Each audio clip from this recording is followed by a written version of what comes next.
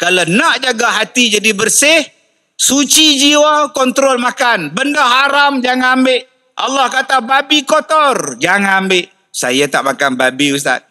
Saya tak makan babi, Ustaz. Memang kau tak makan babi. Yang kau pergi beratur kedai yang tak halal tu, saya tak kata kedai tu ada babi. Hari ni berapa ramai orang Islam kita sambil duduk beratur nak masuk kedai. Halal tak ada, apa pun tak ada. Hanya semata-mata tukar ambil order dia pakai tudung. Modal dia apa? Ada ayat Quran gantung kat dinding.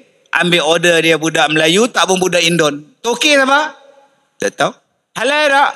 Dia memang tak halal, Ustaz. Dia macam Muslim friendly lah. Dia memang tak ada, setakat ni dia orang tak apply lagi tau. Cuma terletak je botol kicap tu, ada alkohol tu, dia orang saja letak je kata dia. Dia memang dia tak ada pork tau. No pork, no lard tau. Sedih tuan-tuan. Tengok orang kita ni punya kebulur makan.